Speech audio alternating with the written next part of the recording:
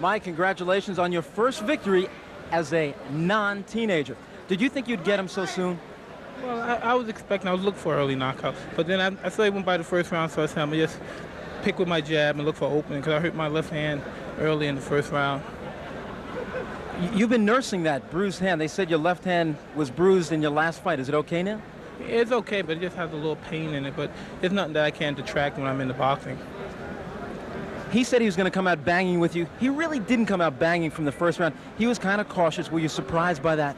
Not at all. At first I thought because he charged out a little with a kind of a sluggish stand, like he's just ready to wing. But I was precarious about it, and I just kept putting the jab in his face, looking forward for him to move forward.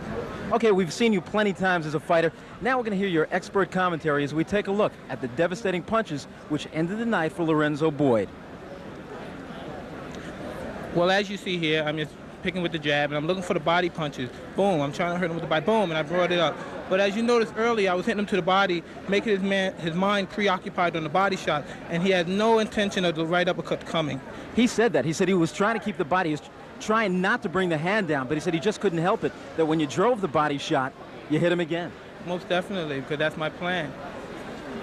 Is a title shot looming in 1986? Can you tell us that? I couldn't tell you because, as you know, Jim Jacobs and Bill Cayton keeps a close eye on that and negotiation plans. But I feel a big success plan happening very soon.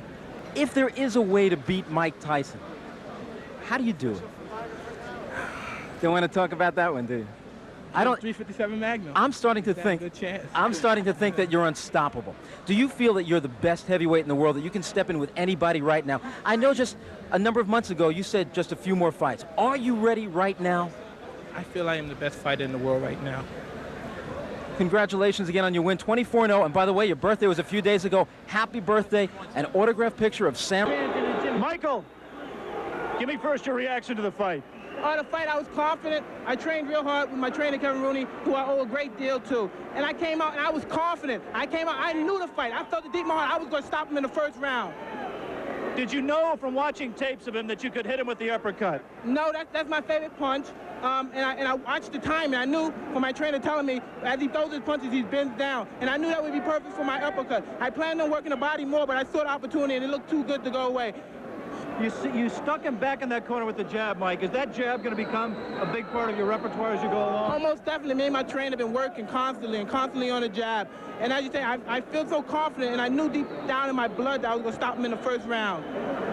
You said that you feel fear before a fight.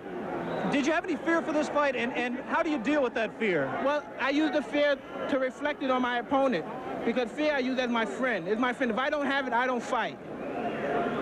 In your mind, if your managers Jim Jacobs and Bill Cayton and your trainer Kevin Rooney came to you and said, Mike, we think you're ready for a title shot tomorrow, would you agree with them at this point? Most definitely. Anytime, if my manager and my trainers feel that I'm confident and they're willing to put me in a title and they're sure I could beat the champion, I'm sure I could beat them also. Of the three champions, who would you like to fight and why? Fight anybody my trainer put me in with, because I'm confident I could beat any fighter in the world. What do you think of the three champions? They're all good fighters, because you have to be a good fighter. You can't take nothing away from them to become the champion. But I'm confident, I'm ready, and I'm ready when my trainer tells me.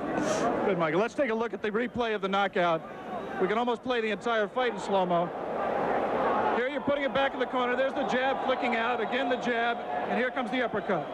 Watch, look, everything's precise. I watch his hand come up. Watch him come down. As soon as he come down, boom! Look at that. Watch him come down. I knew he would come down. Get ready to say boom again, Michael. All right, boom. Look, and now look. Boom, come on. Boom, again. I'm going to hit him one more time. I like to hit him. This was that one I would have killed. What can I say? What can I say? Kevin Rooney, Mike Tyson's trainer. What do you go back in the gym when he gives such a perfect performance? How can you tell him he's got to improve? Well, I'm going to tell him that he could have went to the body a little bit more. You know, in 30 seconds, it's hard to get any criticism, but he could have worked the body a little bit more. Tremendous uppercut. He looked sensational, Kevin. Congratulations to you. Thank you very much. He's ready. He's ready to fight anybody in the world. Let me talk to Jim Jacobs, the co-manager of Mike Tyson. Jim, first of all, quickly, is a Larry Holmes fight in the works as Mike's fight later this year? Oh, most definitely. It's a fight that when we meet with Larry and his people, we're going to work out the terms and conditions. That will be Tuesday of this week? Well, in the middle of the week, we're going to meet with him, yes, and it's something that we will work out for the future. Absolutely. Congratulations on a sensational showing by your fighter. Well, Mike Tyson, 20 years old, a heavyweight champion. How does it feel to be wearing this belt? Well, it's the moment I waited for all my life since I started the game of boxing. And as everyone said, that Berbick didn't have a chance. Berbick was a very tough, very strong, in fact, very strong. I was never expecting him to be as strong like that. I knew he was strong, but I didn't expect him to be as strong as me. And he was very strong. But I was calm, and I was timing my punch. Every punch I threw with bad intention in a vital area. Everybody thought that the magnitude of this event, your youth, the fact that you have been a little too impatient in past fights, might make this a longer fight.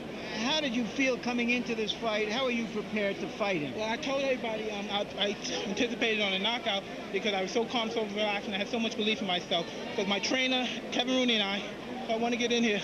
We sacrificed so much and we put in so much, and I just knew we couldn't fail. What was your plan? What did you feel from him in the first round?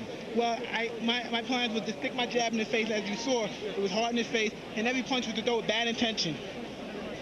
That he did. We're going to take a look at the final knockdown to show. And would you describe it for us, Mike? Just look at every punch. I'm, right Bad there. intention. Bad intention. Miss. That missed. He's lucky. And I'm just waiting. Boom. Right off the temple. Right off the temple. It's easy to hit. The guy's open for everything. Look at that. That's all it's about. I'm the youngest champion ever in the history of the sport. My record will last for immortality. It would never be broken. And we're going to unify. Why is it so important for you to be immortal, to have a record that you feel nobody will ever break? Because I want to live forever. That's all right.